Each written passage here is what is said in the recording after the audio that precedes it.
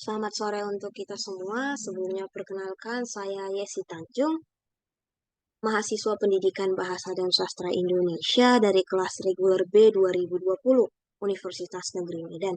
Pada kesempatan ini saya akan mempresentasikan laporan penelitian tindakan kelas yang berjudul Peningkatan Keterampilan Menulis Cerpen dengan Model Pembelajaran Sinektik pada Siswa Kelas 95 SMP Negeri 2 Belinyo, yang ditulis oleh Sri Sundarita. Permasalahan yang dibahas pada latar belakang penelitian ini ada 3. Yang pertama, minat siswa dalam menulis cerpen masih belum optimal dan hasil tulisan juga tidak maksimal. Permasalahan ini diperoleh dari hasil observasi yang dilakukan oleh peneliti. Untuk faktor penyebabnya adalah rasa bosan yang dirasakan oleh para siswa. Permasalahan kedua, kemampuan siswa belum optimal dalam menulis cerita pendek dengan memperhatikan kebahasaan. Permasalahan ini diperoleh dari data hasil tes yang menunjukkan bahwa rata tes menulis cerita pendek sebesar 58. Permasalahan yang ketiga adalah model pembelajaran yang diterapkan oleh guru dalam pembelajaran menulis cerita pendek kurang bervariasi. Untuk permasalahan ketiga ini diperoleh dari hasil wawancara dengan guru. Dari hasil wawancara ditemukan bahwa guru lebih sering menjelaskan materi dengan model ceramah. Sementara untuk praktik menulis cerpen ini, siswa lebih sering diminta untuk menulis di rumah. Untuk mengatasi permasalahan ini, penulis menawarkan solusi menggunakan model pembelajaran sinektik. Dalam bagian latar belakang ini, saya tidak menemukan penelitian relevan dengan solusi yang diberikan oleh penulis. Akan tetapi, penulis memberikan alasannya mengapa ia memilih model ini sebagai solusi atas permasalahan-permasalahan tersebut. Alasan penulis memilih model pembelajaran sinektik karena model ini memungkinkan guru untuk dapat menggunakan metode dan model pembelajaran secara bersamaan. Metode dan media pembelajaran secara bersamaan. Metode dan media yang digunakan secara bersamaan dapat membuat siswa lebih banyak belajar pada prosesnya, sehingga pembelajaran akan lebih menekankan pada aspek kognitif, afektif, dan juga psikomotorik. Hal ini sejalan dengan pembelajaran yang bertujuan meningkatkan kemampuan menulis cerpen siswa. Untuk pertanyaan kedua, bagaimana kecermatan peneliti dalam menyusun teori? Terkait dengan kecermatan peneliti dalam menyusun teori, si peneliti dalam penelitian ini sudah menggunakan teori yang relevan. Teori yang digunakan sudah relevan dengan topik permasalahan. Landasan teori ini juga sudah menguraikan teori-teori yang disampaikan oleh para ahli yang mendukung penelitian tersebut. Untuk kemutakhiran teori, beberapa teori yang digunakan dalam penelitian ini tidak mutakhir. Selanjutnya, untuk teknik dan instrumen pengumpulan data. Untuk teknik pengumpulan data yang digunakan ada 2, yaitu teknik tes dan non-tes. Untuk teknik tes yang digunakan di sini adalah tes uraian. Dan menurut saya, tes uraian ini valid digunakan untuk melihat kemampuan menulis cerita pendek siswa. Tes di sini dilakukan sebanyak 3 kali, yaitu pada siklus 1, siklus 2, dan siklus 3. Yang kedua, teknik non-test. Untuk teknik non-test dalam penelitian ini dilakukan dengan observasi dan wawancara.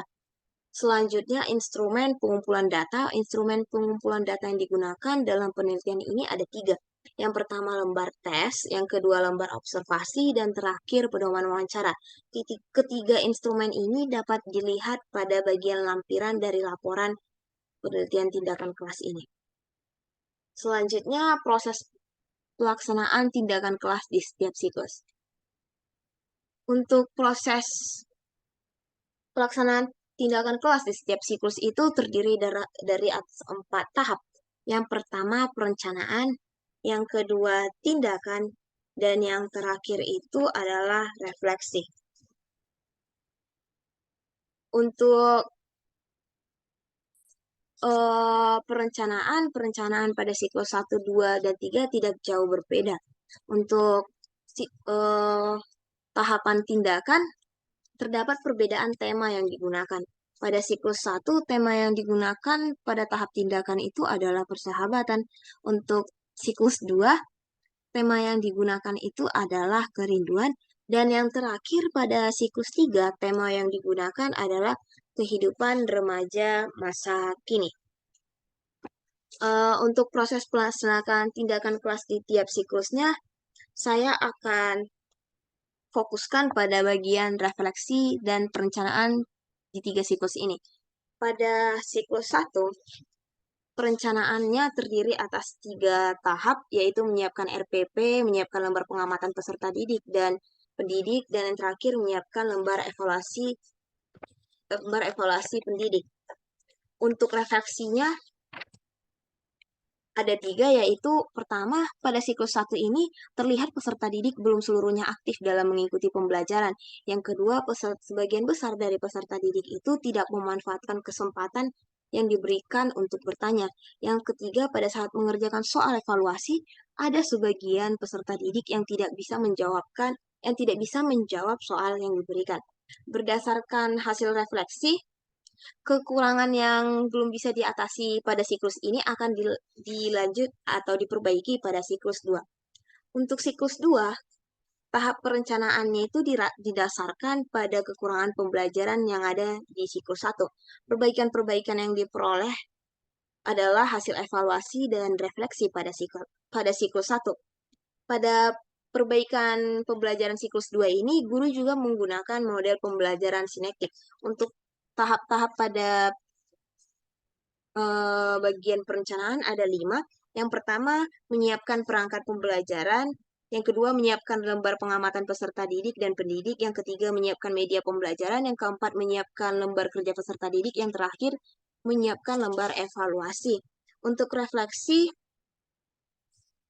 yang pertama, keaktifan siswa dalam diskusi kelompok sudah baik. Sebagian besar siswa sudah berani mengemukakan pendapat. Yang kedua, ketelitian siswa dalam mengerjakan evaluasi sudah baik dengan persentase belajar siswa telah mencapai kriteria ketuntasan minimal atau KKM yaitu 71. Berdasarkan hasil refleksi siklus 2 dapat disimpulkan bahwa proses pembelajaran dilanjutkan lagi pada siklus berikutnya atau siklus 3. Untuk siklus 3 ini, pembelajarannya didasarkan pada kekurangan pembelajaran siklus 2. Dalam tahap perencanaannya, tahap-tahapnya masih sama seperti siklus 2 tadi. Untuk refleksi pada siklus 3 ini, hasilnya ada 2. Yang pertama, keaktifan siswa dalam diskusi kelompok sudah baik. Sebagian besar siswa sudah berani mengemukakan pendapat. Yang kedua, ketelitian siswa dalam mengerjakan evaluasi sudah baik dan persentase belajar telah mencapai kriteria ketuntasan minimal yaitu 75.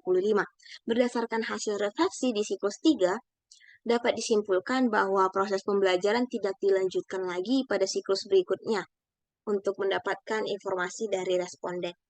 Jadi, setelah 3 siklus, penelitian tindakan kelas ini diakhiri. Selanjutnya, teknik analisis data. Dalam penelitian ini, penulis menggunakan teknik analisis data kualitatif dan kuantitatif. Analisis data kualitatif di sini digunakan untuk memproses data yang diperoleh dari pengamatan dan wawancara.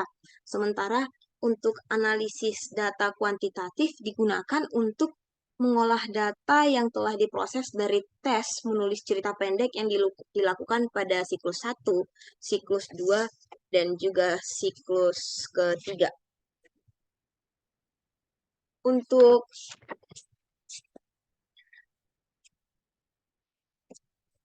kualifikasi nilai di sini penulis menggunakan pendapat Nugriantoro yang terdiri atas 5 kualifikasi, yaitu sangat baik, baik, cukup, kurang, dan sangat kurang. Untuk kriteria tingkat ketuntasan belajar siswa, di sini penulis menggunakan pendapat dari AKIP 2011. Baik, demikian yang dapat saya presentasikan. Kurang lebihnya saya mohon maaf. Sekian, terima kasih. Semoga bermanfaat. Selamat sore.